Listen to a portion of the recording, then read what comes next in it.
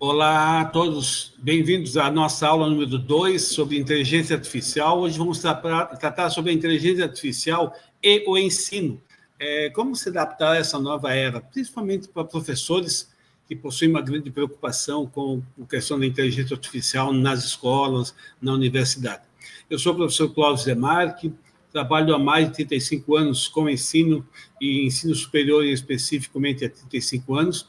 Trabalho com metodologia de pesquisa, metodologia do ensino, metodologia científica também, e vejo a grande preocupação, principalmente dos docentes, em como fazer com que a inteligência artificial seja utilizada na academia hoje.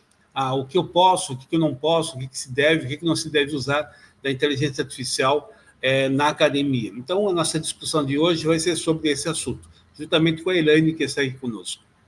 É uma grande preocupação, né? Olá, Clóvis, olá a todos que acompanham a nossa aula. Essa é a grande preocupação do momento, a grande discussão, o que pode, o que não pode, quais são os limites, enfim. E a aula de hoje ela está bem preparada, com muitas dicas nesse sentido, né, Clóvis? Exatamente. Vamos começar, então, a ideia qual que é? A inteligência artificial e o ensino. Na verdade, nós estamos no processo de adaptação a essa nova era. Então, nosso objetivo hoje é o quê? Se vocês forem observar, essa aula é lá para professores, orientandos, acadêmicos, fazer. Todas as pessoas que estão relacionadas ao mundo acadêmico, ao mundo da pesquisa, vão se aproveitar dessa aula hoje, do conteúdo que nós vamos trabalhar aqui. E o nosso objetivo com essa aula é fomentar a reflexão, mas uma reflexão que seja crítica, uma reflexão que seja estratégica sobre o papel da inteligência artificial nesse contexto educacional contemporâneo, visto que nós vivemos uma realidade muito nova para todos, né? O que se observa é que o panorama da inteligência artificial, hoje, no contexto acadêmico, ele está sendo pensado como? Então, as pessoas observam como se nós, ao falarmos da inteligência artificial, nós viríamos uma imagem dessa, talvez, que, por sinal, foi elaborada por uma inteligência artificial. Se vocês observarem esse ambiente, vocês vão verificar lá no fundo que nós temos livros, assim como existem o quê? Várias pessoas ao redor desses computadores. Eu chamo a atenção dos livros lá no fundo por uma questão bem simples. Qual? A inteligência artificial ela não vai substituir as coisas, não vai substituir o conhecimento. Ela vai fazer o quê? Ela vai estar nos auxiliando para que nós tenhamos muito mais conhecimento, mais acesso às informações. E nós já vimos na aula 1 a evolução da questão da inteligência artificial, porque muitas pessoas pensam que a inteligência artificial começou em 2022, quando foi lançado o ChatGPT. Mas, na realidade, não é isso. Essa discussão já vem desde 1950, como nós já tratamos isso na aula passada, na aula 1, e isso foi evoluindo numa demanda tal que, principalmente na década de 2010 e culminando em 2022, nós tivemos o quê?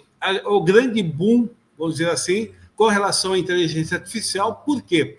Porque ele veio fazer uma mudança de acesso à inteligência artificial.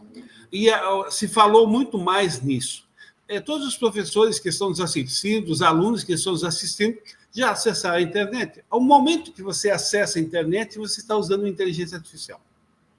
Assim que você faz uma pesquisa no Google acadêmico ou no Google geral, você está usando inteligência artificial. Quando você fala com a sua Alexa em casa, você está usando inteligência artificial. Então, é uma realidade que não é possível fugir. Estou usando o Waze, ou estou usando o Maps no meu carro, estou usando inteligência artificial. Então, não há necessidade de você fugir ou ficar receoso diante dessa realidade.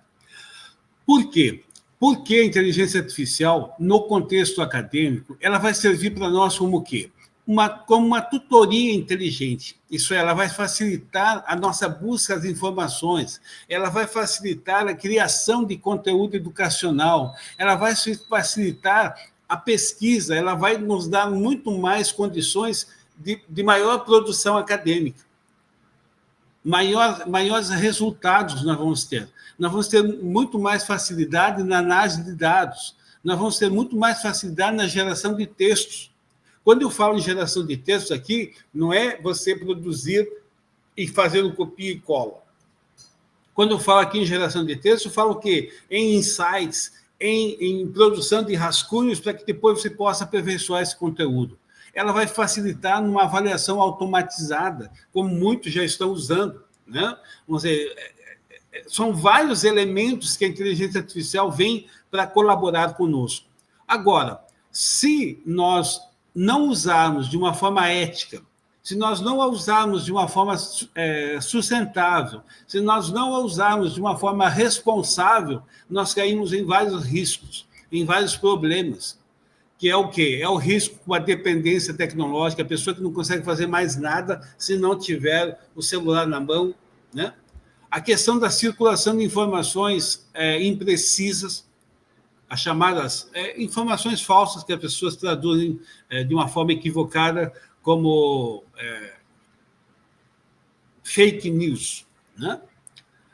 A superficialização do raciocínio crítico, porque as pessoas pegam e automaticamente buscam as ideias que o ChatGPT lhe deu, a resposta que o ChatGPT lhe deu, e já transfere isso como se fosse verdade. A própria disseminação de ideias ou informações não verificadas, novamente, a questão de fake news, que se diz, né? A própria perda, né, do pensamento crítico, a perda da originalidade, porque quanto mais você usa e quanto mais você fica refém da inteligência artificial, se você só a utiliza para ela te substituir nas atividades, você vai perder o seu senso crítico, vai perder a sua originalidade. Uma outra questão são os vieses possíveis dos algoritmos da IAs. Assim como você pode cuidar, tem que cuidar, porque você pode haver uma perda do ineditismo. Tem problemas éticos relacionados a isso, com relação à questão de autoria e créditos, que nós vamos falar também depois. A própria perda da integridade acadêmica é um problema muito sério, os riscos de plágio. Então, nós temos o quê? Nós temos uma infinidade de benefícios da inteligência artificial.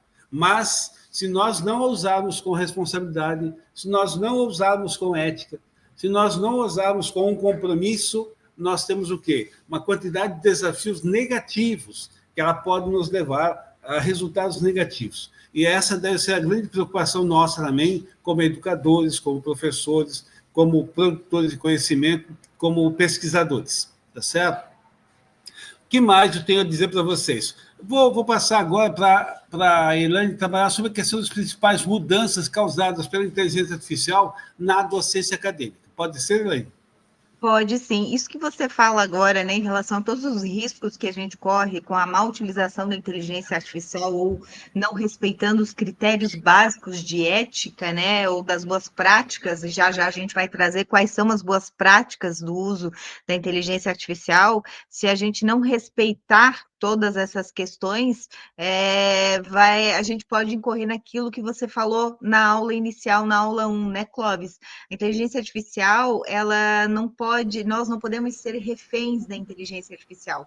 A inteligência artificial é que trabalha para o ser humano e não o contrário. Então, se a gente não presta atenção nesses riscos todos que você trouxe agora, a gente pode cair aí no equívoco, e isso é muito perigoso. Falando sobre as principais mudanças causadas pela inteligência artificial na docência, aqui a gente usou a categoria acadêmica, mas é da docência em termos gerais, do professor desde a educação básica até o pós-doc, ele vai ter essas consequências aqui, esses desdobramentos do uso da inteligência artificial na sua vida, né, na sua profissão, no exercício da docência. Quais são essas mudanças? Redefinição do papel do professor. O professor ele deixa de ser apenas uma figura que repassa o conhecimento, ele deve, aqui nesse momento, em todos os momentos, eu diria, né? Mas aqui, numa questão bem crucial e especial, ele deve estimular o pensamento crítico do seu aluno, né? todas as questões científicas, acadêmicas, educacionais, mas principalmente no uso da inteligência artificial na ciência e na pesquisa. A gente tem a ampliação do acesso a fontes de dados científicos, isso aqui é um viés muito legal da inteligência artificial, né? Essa é uma mudança bem positiva. A gente tem um impacto direto na prática docente, na orientação de trabalhos científicos, tanto na iniciação científica quanto na orientação de TCC, tese, dissertação, enfim. O Clóvis orienta dezenas de alunos, ele sabe muito bem como que isso funciona, já inclusive pode fazer um comentário nesse sentido, mas essa ampliação do acesso a fontes de dados científicos, ele favorece muito para o professor, principalmente na questão da orientação da pesquisa científica.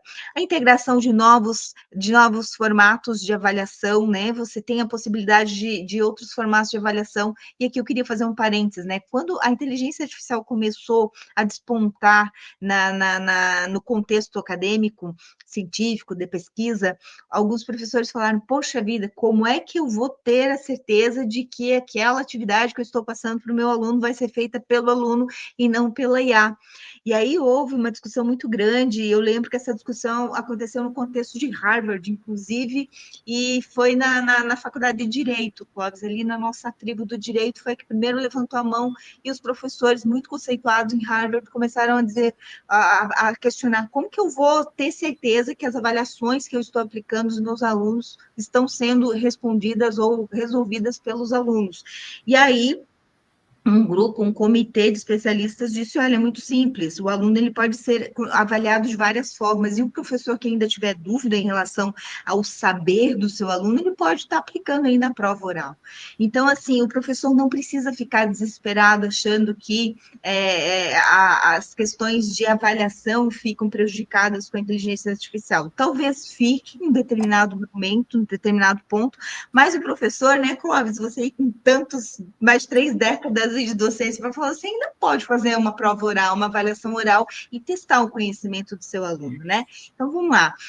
Desenvolvimento de competências digitais, algorítmicas, isso é importante você conhecer o conteúdo, incluir a compreensão desses fundamentos técnicos, né, da tecnologia da inteligência artificial, essa é uma mudança interessante, o professor está tendo que estudar um pouco mais, né? Eu sei que é pesado, às vezes, né, a carga horária ela já é pesada, é uma profissão, meu Deus, digna de aplauso e sempre, mas como é pesado às vezes, né? Pois é, ficou um pouquinho mais pesado, o professor vai ter que estudar um pouco mais, porque ele não pode nunca deixar de estar atualizado. Personalização do ensino-aprendizagem, isso aqui é um viés interessante, principalmente para quem está no ensino básico, fundamental, né? Personalizar o ensino do seu aluno. Automação de tarefas administrativas e pedagógicas, o pessoal aí da gerência, né, que trabalha na linha de frente da gerência educacional, pedagogos, isso aqui facilita bastante a automação de tarefas administrativas. E essa figura aqui é uma figura interessante, porque quando a gente trabalha esses pontos aqui nesse slide das principais mudanças, né? E aí a cabeça já começa a ir longe, né? Já passa um filme, já aquele questionamento todo e tal. Clóvis, será o fim do professor em sala de aula? Será que nós vamos ter uma figura assim, um robô? Muita gente pensa que isso aqui pode acontecer, e essa imagem nem foi gerada por inteligência artificial, não, é uma imagem do banco de dados de uma IA que a gente usa bastante, que é o Canva, mas enfim, a gente não pediu para gerar, não, isso aqui já estava lá. Eu não imagino que isso aqui vai acontecer, isso aqui não vai acontecer nunca, jamais, porque esse ambiente aqui não pode ser substituído. E aí sim, essa imagem aqui, a gente pediu para a IA do Canva gerar com o seguinte prompt: gere uma imagem no contexto em que o professor está facilitando a aprendizagem no contexto da inteligência artificial com seus alunos. E aí a IA me devolve essa imagem aqui.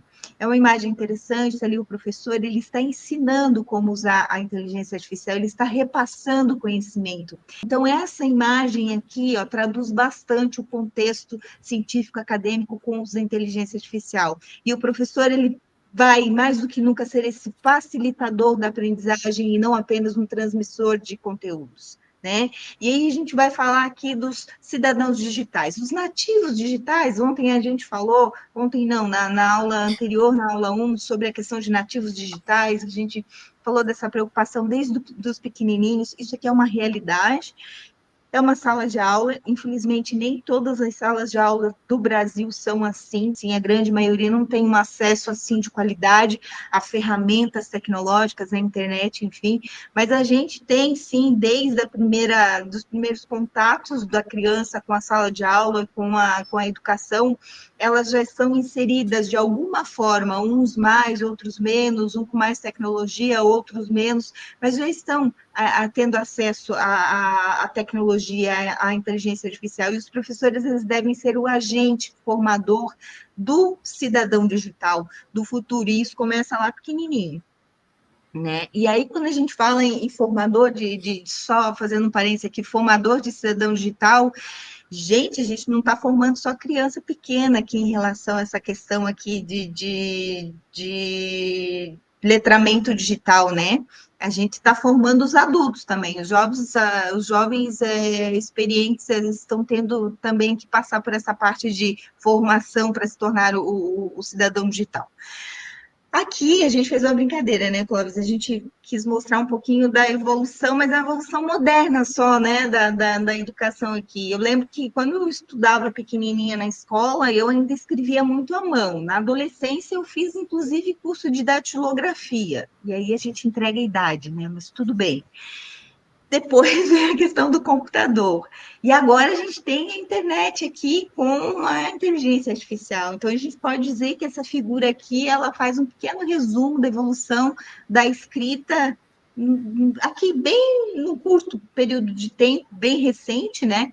Não vamos voltar ao papiro, né? Nem a pena e tinta, mas, enfim, aqui a gente já tem uma ideia de como que a gente evoluir de um canto para o outro. E aqui, só fazendo um parênteses também interessante, que eu estava lendo um trabalho científico de uma pós-graduação em neurociência aplicada à educação, e os professores de neurociência falando, gente, usem computador, digitem, usem telas, né, se apliquem em inteligência artificial, é bom, é legal, é fundamental, mas não deixem de escrever à mão, né? Então, também só queria fazer esse resgate aqui, porque é interessante, né? O nosso cérebro, ele funciona melhor na questão de arquivar informações quando você escreve. E eu ainda escrevo bastante, né? Até na sala do doutorado, às vezes, tem um coleguinha que olha ali, né? A pessoa anotando a mão ainda, né? Clóvis, eu sou uma idosa, eu gosto de escrever à mão. Escrever mesmo, quanto mais escreve, mais grava, mais fácil para estudar. Exatamente.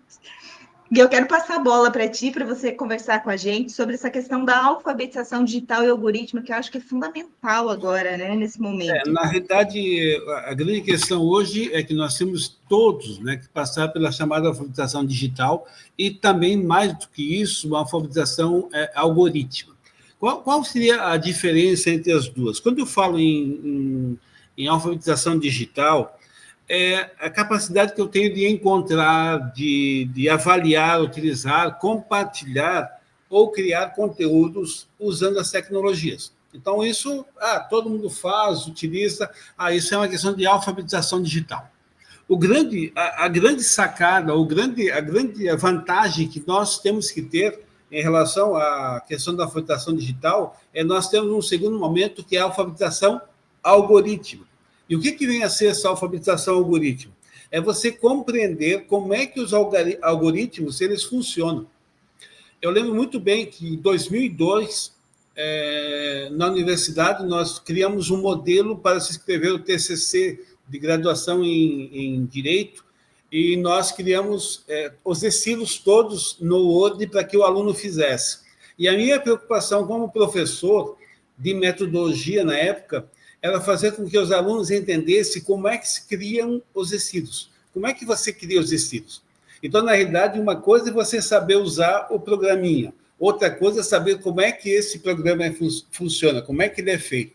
Então, a alfabetização digital, uma questão é você pegar o celular e você mexer com o celular. Outra questão é você ter a ideia do que está por trás disso, os benefícios que isso tem, mas também quais são os possíveis malefícios que isso pode trazer. Então, isso está relacionado à nossa chamada alfabetização algorítmica.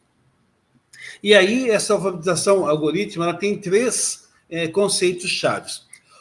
Um primeiro é a questão do pensamento crítico e a avaliação da informação. Quando eu falo em pensamento crítico e avaliação da informação, nós temos que ver que, quando eu estou falando em alfabetização digital, é a capacidade de você analisar criticamente as fontes que são apresentadas, as informações que são apresentadas.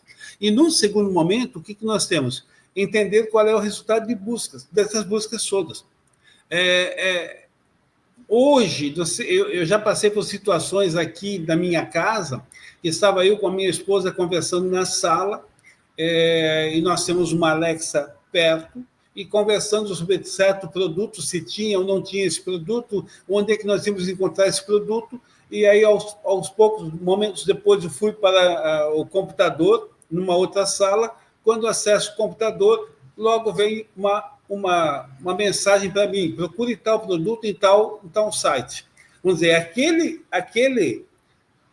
aquele produto que nós estávamos conversando lá na sala, ele apareceu para mim no computador depois no outro ambiente. Então, alguém escutou essa palavra que eu disse, que relacionou a esse produto, ele foi jogado, ele foi entendido. Então, eu posso muito bem saber como é que esse aparelho funciona, isso é uma questão digital, mas agora tenho que entender o que está por trás dele, que faz com que ele possa me relacionar para isso, me levar para aquilo, para essas ideias. A outra questão é a criação e comunicação digital responsável. Quando eu falo, uma questão é eu saber criar, ou eu ter a responsabilidade, ter a questão ética de produzir e publicar conteúdos éticos de forma eficaz, de uma forma agradável, responsável e tudo mais. A outra é eu estar ciente de que muitos conteúdos que são criados e são compartilhados, eles podem ser disseminados de forma inadequada. Podem ser utilizados, ou podem ser cortados e colocados num contexto diferente. Uma terceira questão fundamental nessa questão de alfabetização digital e algorítmica é o que? A consciência dos direitos e das responsabilidades nesse ambiente digital. Assim como nós temos muitos direitos, nós temos também muitas responsabilidades, muitos deveres com relação a isso. E isso é fundamental, vamos dizer, ter consciência de quais são os direitos e responsabilidades nesse ambiente digital, a questão da privacidade, a questão de uma participação cívica digital. E, por outro lado, nós temos que ter uma compreensão de como que os algoritmos, por exemplo, eles podem influenciar na nossa vida diária, desde as decisões de comprar um produto, o outro, como eu já comentei anteriormente. Então, isso nos leva a situações muito complicadas. Para quê? Para que o professor, eu só vou comentar esse primeiro item aqui, Elaine, mas depois você pode continuar, que a questão da integração de conceitos, integrar os conceitos nos currículos. Isso é uma coisa que me preocupa, e já desde 1994, quando se discutia a LDB, a Lei de Diretrizes e Bases da Educação, lá em 1994, nós tínhamos uma discussão muito séria. Por quê? Porque muitas pessoas ainda hoje pensam isso, de que, para você educar a pessoa para a cidadania, cria uma disciplina. Eu tenho que ensinar as pessoas a usar tal coisa, cria uma disciplina. Quando, na realidade, nós não temos que fazer, eu vou criar uma disciplina para as pessoas entenderem direitos humanos. Vou criar uma disciplina para as questões ambientais. Não, esse é um grande erro, é um erro mesmo. Por quê? Porque nós temos que trabalhar de uma forma integrada, interdisciplinar. Vamos dizer, eu sou professor de português, eu tenho que falar sobre a questão dos juros, tenho que falar sobre a questão ambiental, eu tenho que falar sobre a questão da cidadania. Eu sou professor de matemática, eu não vou só ensinar matemática, eu vou formar um cidadão. Eu formo um cidadão como professor de matemática, eu formo um cidadão como professor de nutrição, eu formo um cidadão como professor de enfermagem. Então, é isso, eu não posso criar uma disciplina. Gente, bateu o sinal, agora eu vou para a aula de cidadania. Eu vou ser cidadão nesses minutos de aula, ou agora só. Então, essa questão da integração dos conteúdos dos currículos é uma questão fundamental para nós. Queres continuar, Elaine? Posso continuar, mas você está muito bem nessa tua explicação, Não, gostei muito sobre isso. é que quando chegam nesses assuntos assim, eu me lembro das discussões que nós tínhamos na época da LDB, em 94, né? Eu já estava na universidade, representando a universidade nessas discussões, e olha, realmente eram, vamos dizer, até hoje as pessoas pegam, vamos pegar as diretrizes curriculares do curso de Direito, ela diz assim, ó, criar conteúdos de, aí criar ou ter conteúdos de, e aí as pessoas fazem o quê? Criam uma disciplina, né? Cria uma disciplina. Não está escrito Mas não vamos muito longe, né? Agora, bem recentemente, a gente ouviu em algum lugar aqui, não vamos dizer onde, mas vamos criar uma disciplina para falar sobre inteligência artificial na pesquisa. Meu Deus, né? Você vê Não, que o negócio ainda ele precisa evoluir bastante essa discussão, não, né, sem Cláudio? dúvida, sem dúvida. Não dá, daí vamos dizer, tu fica partilhando, abrindo gavetinha, fecha gavetinha, abre gavetinha. Não, não é assim. As coisas têm que ser mais interdisciplinares, né? Tem que haver uma conexão maior entre as coisas. Agora, uma coisa eu concordo, a disciplina de metodologia em relação à aplicação do uso da inteligência artificial, do uso dessas ferramentas, ela é uma disciplina básica, é uma disciplina chave, né? Para traçar o conceito, para decidir como que vai ser usado ou não, até porque o estabelecimento de diretrizes, já a gente vai falar sobre isso, perpassa aqui a metodologia da pesquisa, etc. E tal. Eu penso que a disciplina-chave deste assunto aqui em questão é a metodologia, mas isso não impede que o professor de qualquer outra disciplina, né, ele primeiro entenda sobre o que é a inteligência artificial, como que ela está sendo utilizada na pesquisa, quais são as implicações, viés, enfim, tudo isso que a gente está falando aqui, né, não impede que ele dê faça os seus comentários ou faça as suas considerações em relação a esse assunto, né, não pode deixar só para o professor X da disciplina específica daquele assunto tratar sobre isso, que aí realmente a gente cai num círculo vicioso perigoso, né? Mas aqui, dando continuidade, aqui bem rapidinho, passando essas 5 proposições aqui sobre esse comportamento dos professores, ou essa adaptação dos professores em relação à aplicação do uso das ferramentas de inteligência artificial, a gente tem aqui modelar o comportamento digital responsável, né? O que significa isso? É você ensinar os seus alunos aquilo que o Clóvis falou agora recentemente, nós temos direitos, mas nós temos deveres. Internet não é terra de ninguém.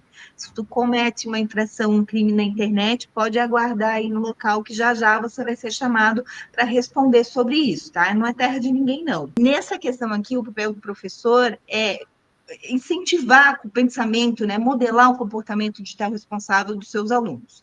Fomentar o pensamento crítico e a curiosidade, né? Sempre se usa o crítico, que a gente está falando bastante, o uso ético, a curiosidade, a gente não pode negar que a inteligência artificial veio para ficar.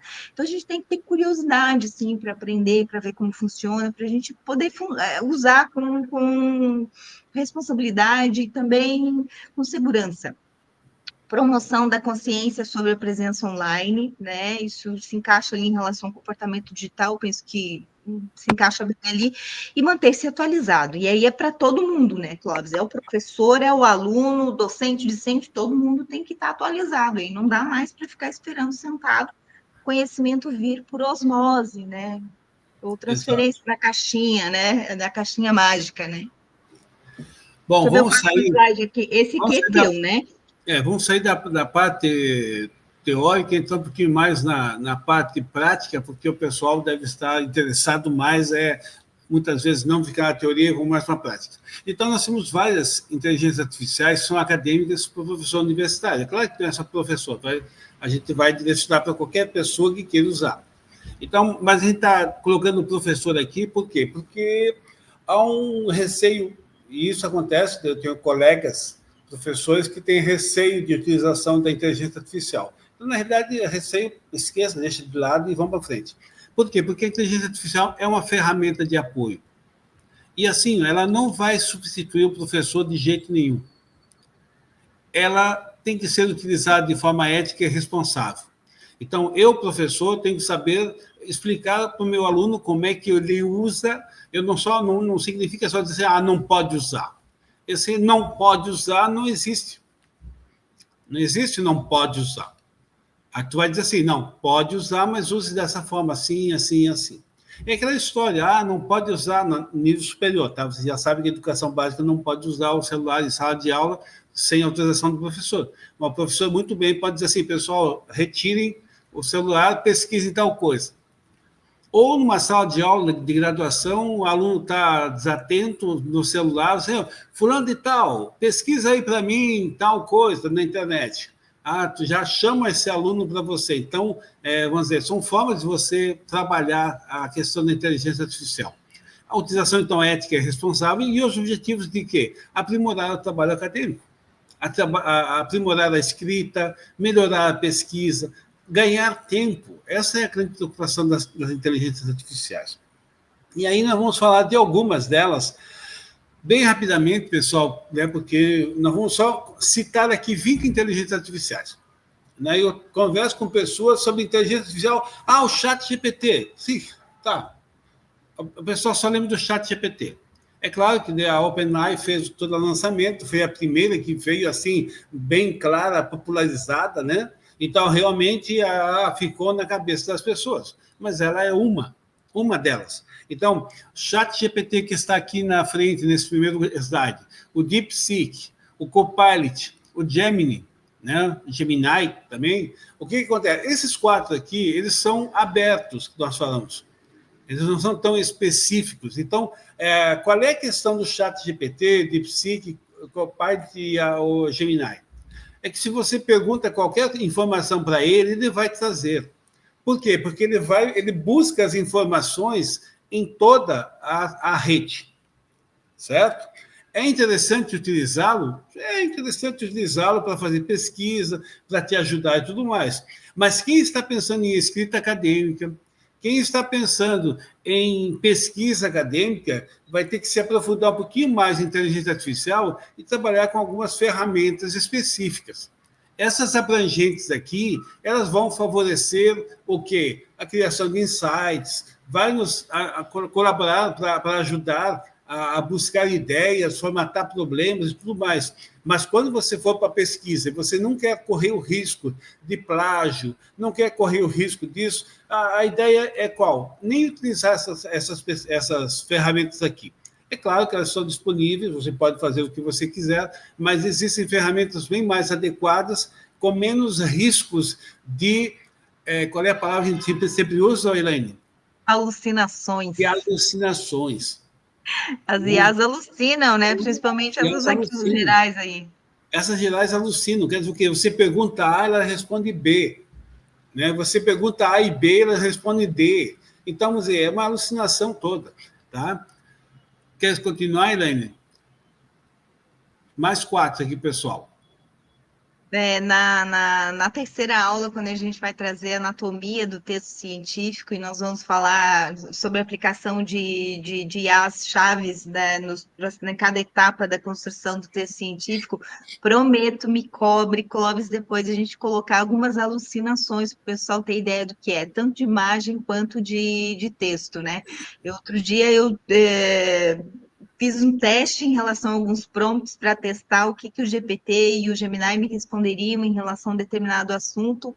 E ali é legal você fazer esses testes quando você pega um tema que você domina, e aí você faz, é bem simples, pega um tema que você domina muito, assim, que você é o the best, assim, na tua área de pesquisa. Faz um prompt caprichado, joga lá no GPT, no Gemini, até no DeepSeek, e aguarde a resposta. Você vai ver que eles vai construir frases bem construídas, as respostas até vão ser interessantes, vão ser bonitas, mas você vai ver que vai alucinar em determinado ponto, aquele ponto técnico bem específico, sabe? A gente pega legal. E em imagens, alucina legal, que é uma coisa bem comum de acontecer na geração de imagem de IA, e eu guardei algumas para mostrar para o pessoal. O número de dedos nas mãos. A IA é campeã em gerar mãos com 7 dedos, uma mão, 6 dedos, 7 dedos, um negócio Pessoa sem umbigo.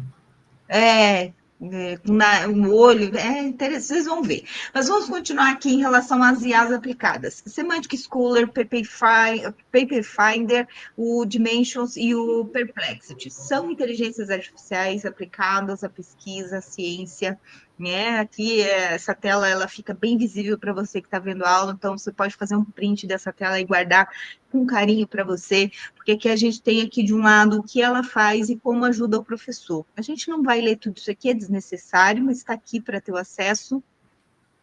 Aqui nessas 4 inteligências artificiais, o SAIS, Consensus, Elist e o Notebook LM também são ferramentas sensacionais, né? Ajudam a revisar a literatura, o professor pode usar para criar tema de pesquisa, para ver se tem uma lacuna legal em determinado tema, quais são os autores que estão falando sobre determinado assunto, quem citou quem, né? Legal. O Notebook LM faz um negócio legal, gente, que revisão sistemática de literatura, ou até na construção da parte teórica, da bibliografia ali, na parte teórica do nosso texto científico, um texto mais robusto, como dissertação, uma tese, um TCC, é legal que o notebook ele faz uma linha do tempo dos autores. Então, você pode jogar um PDF de um artigo científico para ele, e em uma das funções pedir para ele gerar uma linha do tempo dos autores e uma linha do tempo do que está sendo discutido e citado dentro do texto.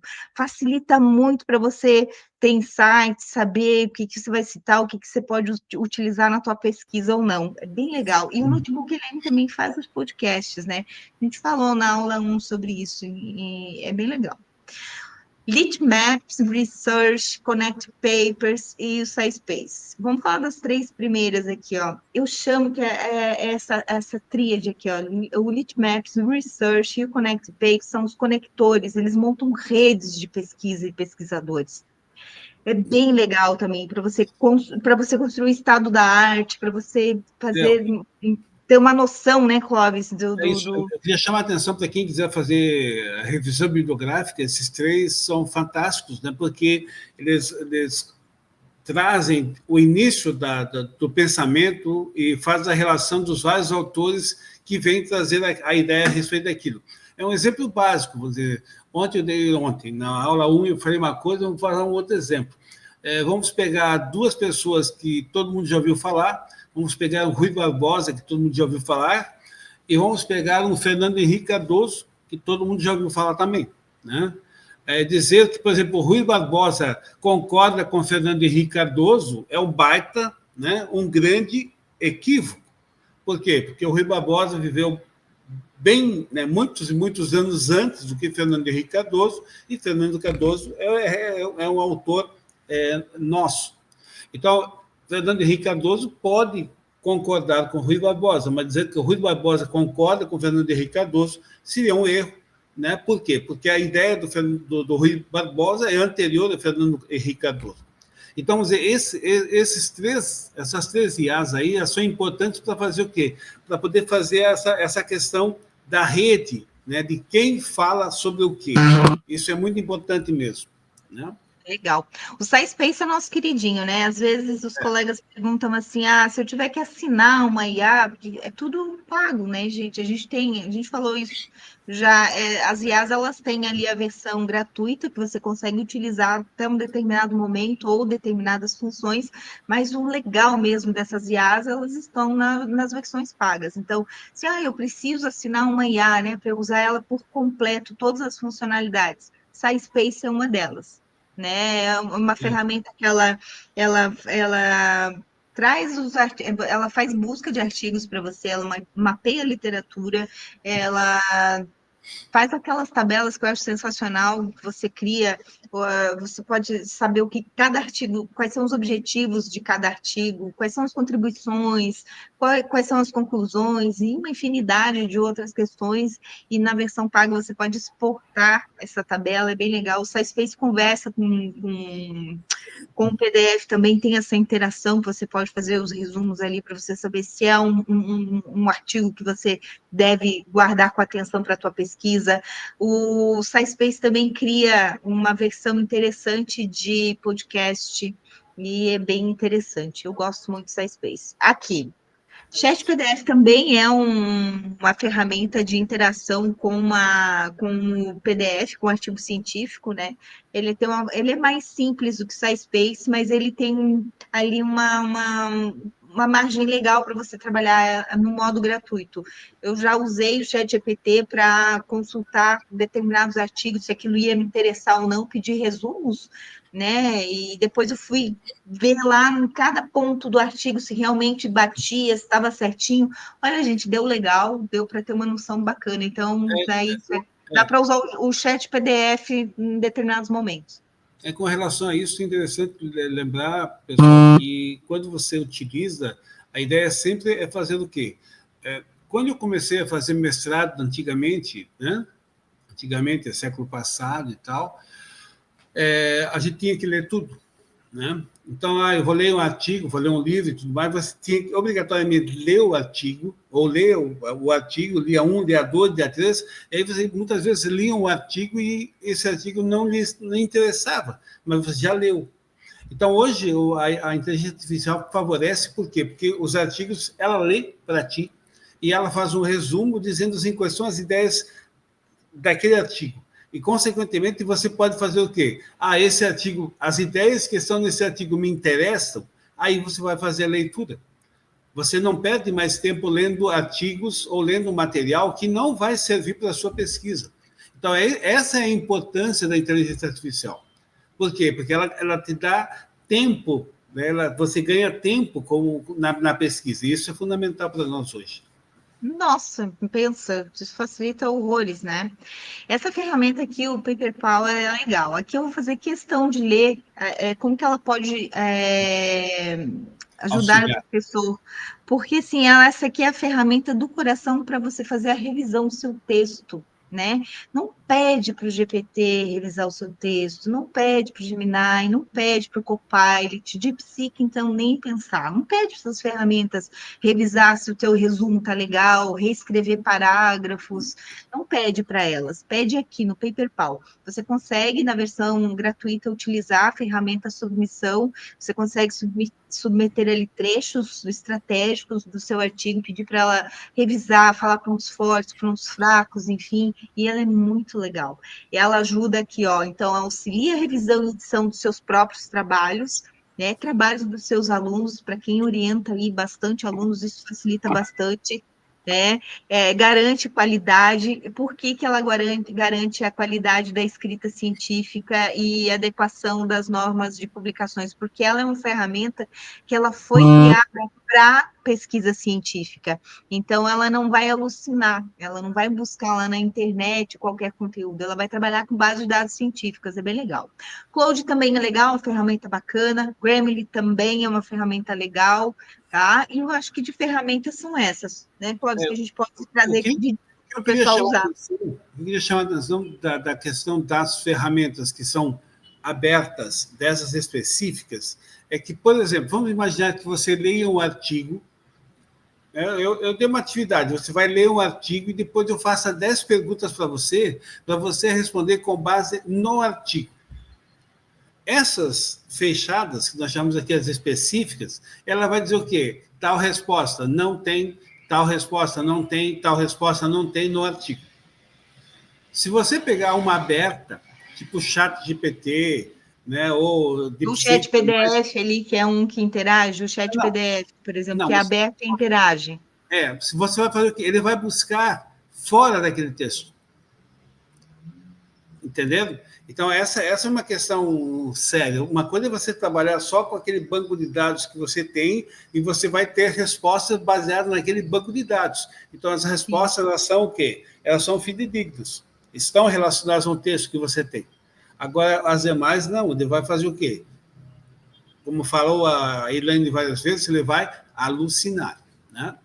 Então, vamos lá, gente. Ética e integridade na pesquisa com IA, responsabilidade acadêmica. Quais são os limites para você aplicar essas ferramentas que a gente trouxe agora aqui para você, na sua pesquisa, na sua escrita? São 4 princípios da ética acadêmica: honestidade intelectual, autonomia acadêmica, responsabilidade social, justiça e equidade.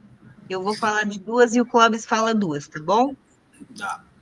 Honestidade intelectual, o que isso significa? Esse é o teu compromisso com a veracidade dos dados da tua pesquisa, a fidelidade às fontes que você está trazendo na tua pesquisa, a transparência, né, quanto a esses métodos que você utilizou, se é uma pesquisa qualia, uma pesquisa quant, se é uma teórica, se é uma empírica, não importa, né? A honestidade intelectual aqui é você contar lá para a comunidade acadêmica que vai ler o seu trabalho, como que você construiu o pensamento que você está trazendo ali no seu trabalho científico. As suas contribuições são baseadas em quê?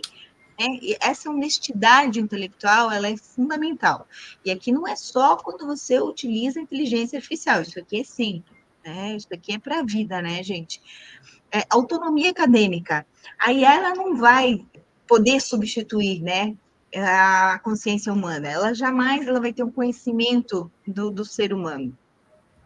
Então, a gente não pode nunca achar que a inteligência artificial vai ser autora ou ela vai ter autonomia. Nunca. A autonomia acadêmica é do autor, do ser humano que está fazendo aquela pesquisa, está escrevendo, gerando aquele conhecimento, né? Está transformando, está distribuindo aquele conhecimento. Isso é importante. E isso tem a relação direta com a questão da justiça e equidade, porque vocês vão verificar que, depois que nós vamos falar sobre a questão de diretrizes, que a inteligência artificial ela não é autora, né? O autor é o pesquisador. Começa por aí. Então, as ferramentas de IA elas não podem ser caracterizadas como autoras. A outra questão é a questão da responsabilidade social. Isso é, nós temos que ter um compromisso com a sustentabilidade, nós temos que ter um compromisso com a questão cultural, nós temos que ter um compromisso com a questão social, certo? Então, vou dizer, essa é uma preocupação que nós temos que ter sempre, essa responsabilidade ética no uso ético, né? No uso ético da inteligência artificial. Isso é, proteção dos direitos humanos, proteção daquilo que é justo, analisar as coisas de forma categórica, mas também de forma equilibrada, com bom senso. Isso está relacionado à responsabilidade social. E aí o que acontece?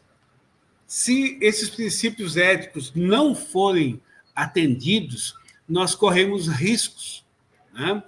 E quais são os riscos que nós temos? Primeiro, é uma ilusão de que a inteligência artificial ela vai completar tudo, que ela vai resolver tudo. Esse é um primeiro risco.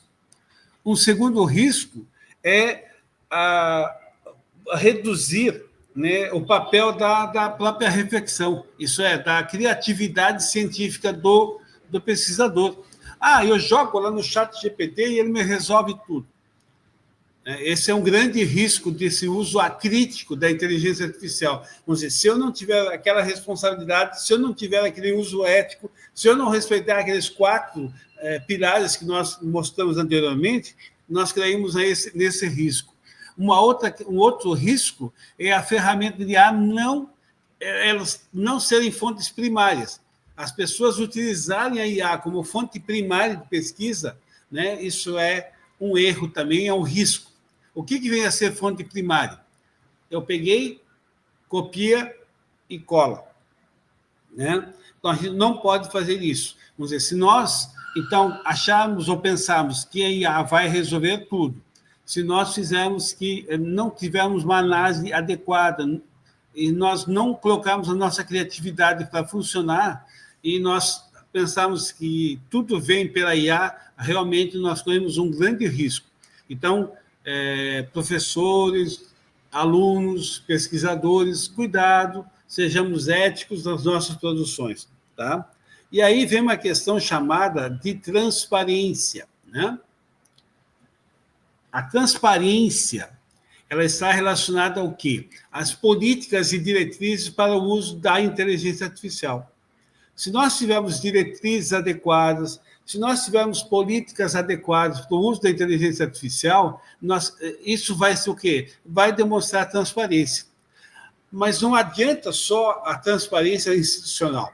Tem que haver o quê? Uma postura ética por parte do pesquisador, tá certo? E aí, Quando eu falo em transparência e autoria, por exemplo, universidades, aos periódicos, né? A gente observa que várias instituições, nós vamos mostrar daqui a pouco, já estão exigindo informações dos autores, estão colocando diretrizes de uso da inteligência artificial. Então, vamos dizer, isso favorece muito a questão da pesquisa. Quanto mais transparência, quanto mais for demonstrado aquilo que nós estamos fazendo, quanto mais chamar a transparência algorítmica, mostrar quais são os passos que eu dei, qual a inteligência artificial que eu usei, ou quais eu utilizei, vamos dizer, nós temos muito mais ética na pesquisa e sem problemas com relação à questão de responsabilidades e assim por diante. Aqui tem alguns exemplos, queres falar, ou Elaine? Para já. Bom, aqui são 4 exemplos que a gente vai trazer, foram estudos, os estudos iniciais em algumas instituições mundiais sobre como criar diretrizes, estabelecer diretrizes para o uso de inteligência artificial. Qual seria o caminho? Qual seria o contexto? O que seria admitido, o que seria proibido? Quais seriam os limites, né? Então, aqui o pessoal ele precisava ter um ponto de partida, né? Um documento inicial dando uma noção para as instituições de ensino, para os PPGs, para os periódicos, revistas, saber o que eles poderiam, o que eles não poderiam, e criar umas regras que sejam comuns para que a gente organize a situação para que não vire bagunça. Então, o COP, que é um comitê de pesquisadores, eles fazem curadoria mundo afora, né? São pesquisadores de todas as áreas do conhecimento que fazem parte do COP, é uma comissão de pesquisa científica e ética, juntamente com Cambridge foi uma das primeiras instituições de ensino com peso, né, a criar o seu documento, né, estabelecer as suas diretrizes para o uso de inteligência artificial. Depois nós tivemos Elsevier, que é uma entidade na pesquisa, né, e Cielo. Então, COP, Cambridge, Cielo e Elsevier se reuniram, fizeram esse documento comum, falando assim, quais são os pontos-chave que a gente vai traçar como meta para que a gente estabeleça um limite para o uso da inteligência artificial. O primeiro deles, transparência. Transparência algorítmica, transparência de uso de ferramentas de aplicação na pesquisa, ferramentas de inteligência artificial. Segundo ponto, vamos definir, estabelecer e chegar a um consenso bem interessante, né? Digamos assim, de que a inteligência artificial não pode ser autora. Você não pode citar uma inteligência artificial como autora ou coautor do seu texto. Segundo, a transparência algorítmica especificamente, né? O que é a transparência algorítmica especificamente? Você tem que entender como que a inteligência artificial funciona, minimamente. O que a ferramenta, como que o algoritmo da ferramenta trabalha? Onde que ela busca informações para me dar o resultado? Quer ver um exemplo de transparência algorítmica? O algoritmo do GPT usa a base de dados da internet para responder os meus questionamentos. ELIST, Consensus, Dimensions, SciSpace, eles usam base de dados científica para me dar a resposta. Isso já é uma informação valiosa, uma transparência algorítmica interessante, tá? Então, assim, são os 3 pilares que a gente não pode deixar nunca de esquecer em relação às diretrizes. Então, essas 4 entidades se reuniram, estabeleceram isso, e aí você vai perceber aqui que todas foram criando as suas diretrizes dentro dessa ideia. Aqui a gente tem alguns exemplos de universidades brasileiras aplicando e fazendo referência aos documentos seminais da COP, de Cambridge, da Elsevier e da Cielo em relação às suas diretrizes. Olha, a gente foi beber nessa fonte com base no que eles decidiram inicialmente e com profundidade em estudos, nós fizemos as nossas diretrizes. Então, aqui na nossa revista, essa aqui é a revista Aurora da Unesp, pode isso, não pode aquilo. Você vai usar a inteligência artificial assim, vai declarar de tal forma. Da mesma forma, essa revista da UNERJ, que ela é muito conceituada, dados também. As recomendações iniciais para editores periódicos científicos sobre o uso da inteligência artificial. Olha ali, ó, transparência no uso da IA. IA não podem ser coautoras de textos. Então, houve esse pensamento, né, bem definido. Aqui um artigo científico que foi publicado recentemente, e esse pessoal, esses autores, eles fizeram um estudo sobre instituições, editoras, né? Como que esse pessoal, como que as instituições estão se organizando em relação ao estabelecimento de diretrizes, né? Os PPGs, os periódicos, aqueles concluíram que faltam diretrizes, né? Tem muita instituição de ensino que ainda não decidiu como que vai usar a inteligência artificial, se pode, não pode. E aí, sem me alongar muito aqui, a gente tem ouvido por aí, por exemplo, né? O Clóvis, inclusive, falou isso já, o professor em sala de aula, olha, eu não admito que aluno meu utilize inteligência artificial para escrever artigo científico, ou para contribuir, né? Claro, você não vai usar para escrever artigo científico, nesse sentido literal ele está correto, né? Vamos reformular. Eu não aceito que o meu aluno utilize qualquer ferramenta de inteligência artificial para a construção da sua pesquisa ou, né, para o artigo. Aí você monta o professor, porque se a instituição, o PPG, ele não tem regras claras, diretrizes estabelecidas sobre o que pode, o que não pode, quais são os limites, qual é a segurança jurídica que esse professor vai ter para chegar para o aluno e falar que ele não aceita isso. Ou que ele vai dar uma nota baixa, ou ele vai zerar a nota do aluno, porque o aluno utilizou uma inteligência artificial. Então, assim, ó, os professores, eles precisam, né, Clóvis, mais uma função para o professor, né, começar, se você é de uma instituição que não tem diretrizes ainda, começa a forçar a barra mesmo, aí, com o diretor, com comissão reitor, com coordenador, enfim, para criar essas diretrizes. E pode-se partir desses documentos que a gente mostrou aqui. Isso é importante. Aqui são modelos, né, de declaração do uso de inteligência artificial. Se você der um Google aí, vamos ser bem prático, dá um Google aí, pede modelos de declaração de uso de inteligência artificial, vai chover instituições do Brasil, o UNB, Unesp, USP, universidades conceituadíssimas no Brasil, aqui a Universidade Federal de Minas Gerais, né? Todas elas já têm aí modelos de declaração, têm as suas diretrizes bem estabelecidas, então, assim, ninguém aqui vai poder dizer que não sabe como fazer ou que não sabe como que funciona, né? As regras do jogo estão sendo estabelecidas. Aqui são exemplos. Aqui é um artigo científico da Network, o ChatGPT, o ChatGPT escreve um texto interessante, né? Essa questão de transparência e tal. Como é que fica essa questão? Aqui a Netflix responde, né? Ela proíbe expressamente a nomeação de ferramentas como autor. É lá na linha do que a gente está falando, né, Clóvis? Que os professores devem se preocupar com textos gerados pelo GPT, são textos bonitinhos, interessantes, né, tal. Apesar do termo inteligência artificial ser usado com frequência, na verdade, esses sistemas não têm inteligência como a que nós, humanos, poderíamos imaginar, diz ele, que é o autor do artigo, entendeu? Exato. Tem mais. O GPT é engraçado, é bonitinho e tal, mas não é autor. Exatamente. E aqui, para finalizar, já encaminhando para o final da aula, né? Esse aqui é o último exemplo que a gente vai trazer. A Universidade de São Paulo foi uma das primeiras universidades do Brasil a discutir, junto com outras. A Universidade de Minas Gerais, se não me engano, a Federal também foi uma das pioneiras em relação às diretrizes, né? Eles fizeram esse documento aqui e trouxeram alguns estudos feitos, né? Eu só vou falar bem rapidamente aqui, ó. A Agência Nacional de Ciência da Austrália diz que 99% dos campos da pesquisa global já produz resultados com base em técnicas de inteligência artificial. E aí a Netry ouviu melhor 1.600 cientistas, entrevistou, né?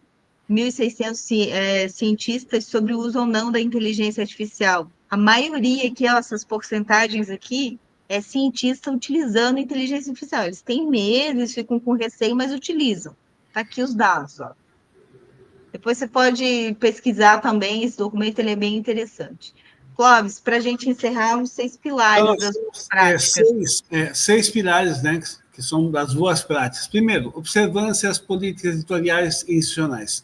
É ruim se a instituição não, ou o periódico, por exemplo, não tiver políticas editoriais para uso da inteligência artificial. Mas, quando tem, é importante você seguir isso. Não tem, utilize a sua ética, a sua responsabilidade, faça isso de forma adequada. A inteligência artificial é um suporte para nós. Ela não é a nossa substituta, ela nunca vai nos substituir. Ela não vai ter essa condição intelectual de um pesquisador. Ela vai ter capacidade de unir muito mais informações, com muito mais rapidez e tudo mais, mas a criação da ideia não. O uso criterioso e supervisionado das inteligências artificiais, né? Utilize, vocês vão ver, nós temos uma coleção de prompts no direito e depois também temos uma questão de uso geral, uns e-books a respeito, a gente vai começar depois, que você vai fazer o quê? Independente do momento em que você estiver na pesquisa, você consegue fazer o quê? A utilização de várias inteligências artificiais, tá certo? Então, o que é importante fazer? O uso seja criterioso e seja supervisionado, não deixe nada solto. A autoria em produção acadêmica é um conceito indissociável da capacidade humana. Logo, a inteligência artificial não tem capacidade de autoria. A responsabilidade científica é do professor, é do autor, é do pesquisador. Eu não tenho como responsabilizar uma inteligência artificial.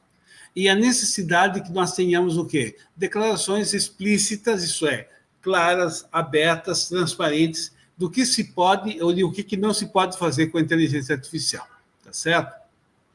E aí vem aquela questão que a Ilane já comentou antes, da transparência algorítmica, isso é, ter o máximo de informações sobre como os dados foram processados. Isso vem a ser a transparência algorítmica, tá certo? Então, vamos dizer, eu estou usando tal inteligência artificial para fazer tal movimento, usei tal prompts para isso, então isso caracteriza a chamada transparência algorítmica. E, depois disso, eu teria a dizer que plágio. Todos vocês já ouviram falar em plágio, perigo de plágio e tudo mais. Gente, plágio não é uma questão que vai surgir ou surgiu por causa da inteligência artificial, né? A questão de plágio é uma questão já que surgiu, provavelmente surgiu com a escrita. Alguém escreveu uma coisa, o outro gostou daquilo que ele escreveu, copiou e disse que foi ele que escreveu. Então, pronto. Então, na realidade, qualquer apropriação indevida de ideias, textos, dados ou qualquer produção intelectual de terceiros, sem a devida citação, né, ou reconhecimento da autoria, é uma violação ética, é plágio. Então, não há muito que se preocupar com a questão da inteligência artificial Não. O plágio com inteligência artificial ou sem inteligência artificial, ele não deve existir e pronto. Então, não é a inteligência artificial que vai aumentar ou vai diminuir a capacidade ou o poder de plágio. Então, nós temos que estar muito atentos a isso e desmistificar essa ideia de que a inteligência artificial vai aumentar o plágio. Para! Eu conheço muita gente, pesquiso com muita gente, já orientei muito aluno, vamos dizer, se a pessoa quiser plagiar, se ela quiser usar as coisas da forma inadequada, ela vai usar com inteligência artificial ou sem inteligência artificial. O importante é o quê? Que nós tenhamos responsabilidade, nós tenhamos ética naquilo que nós fazemos, tá certo? E aí, pessoal, essa frase aqui, ó, ela está pensada, muito bem pensada. Se vocês forem ver, nós somos uma sala de aula, não tem professor nessa sala, está essa menina aí sentada na sala, uma sala tradicional, para nós dizermos uma coisa muito bem clara, que na era da inteligência artificial, o papel do professor não desaparece, mas ele se transforma. Então, na verdade, cabe ao professor fazer o quê? Conduzir essa nova jornada com ética, criatividade e propósito para que o conhecimento continue sendo a luz no caminho dos alunos. Vamos dizer, independente do espaço físico que você estiver, independente da situação em que você estiver, se não houver uma mudança, uma transformação na cabeça do professor, se ele não se preparar para utilizar aquilo tudo que está vindo de novo, se não houver uma transformação, não adianta, não vai resolver nada. Então, depende muito dessa mudança, dessa virada de chave, vamos dizer assim, por parte do professor, para que nós possamos realmente fazer o quê? Utilizar o máximo que a inteligência artificial nos oferece. Não esquece de ativar o sininho, se inscrever aqui no nosso canal e aí você é notificado todas as vezes em que entrar conteúdo novo. E também não deixe de conhecer os nossos e-books, né? Nós temos um e-book universal para escrita científica, um e-book de prompts. Deixa eu só colocar aqui grandão na tela para ficar melhor. Esse aqui é um e-book universal para você dominar a escrita científica com inteligência artificial. Você pode conhecer em nosso e-book, né? Ele traz 267 prompts universais, adaptáveis para todas as áreas do conhecimento. Então, não importa aí a sua tribo, você vai conseguir se achar aqui com os prompts. O interessante de você usar os prompts prontos, né, na aplicação na inteligência artificial, é que você não corre riscos, né? E os prompts, eles já têm ali os espaçozinhos para você completar com a tua área de pesquisa, com um tema que você tem em mente, então ele é seguro, facilita bastante. Esse aqui é para todo mundo, né? Para geral, como a gente gosta de brincar, todas as áreas podem fazer uso desse e-book aqui. Já essa coleção é uma coleção, uma série de 10 e-books, e aí eu vou passar a bola para o Clóvis falar, que são os nossos e-books direcionados para pesquisa na área jurídica, né, Clóvis? Isso mesmo, Elaine. Esses aí são 10 e-books direcionados para pesquisa em direito. Chamar a atenção o seguinte, é para pesquisa, não é para advogado, tá certo? Por quê? Porque advogado vai pensar em petição, recurso, processo e tal. Não é para isso. Isso aqui é para você pesquisar. Eu vou fazer o meu TCC em direito, uma monografia, vou fazer minha monografia de especialização, minha dissertação de mestrado, tese de doutorado, relatório de pós-doutorado. Vamos dizer, foi pensado dessa forma. São 10 e-books, porque nós temos prompts de direito constitucional, direito administrativo, direito eleitoral, direito civil, direito penal, temas gerais como democracia, constitucionalismo, governança, sustentabilidade. Então, são prompts assim, direcionados a essa atividade, pensando que a nossa preocupação aqui no mapa é o quê? A escrita científica, a pesquisa científica. Então, é com essa ideia, esse objetivo, que nós elaboramos esses e-books. São mais de 12 mil prompts, tá certo? Dito isso, vamos encerrar nossa aula de hoje. Lembrando, mais uma vez, nos siga nas redes sociais e acompanhe todos os nossos conteúdos. Até a próxima aula. É isso, muito obrigado. Até a próxima aula. Abraço a todos.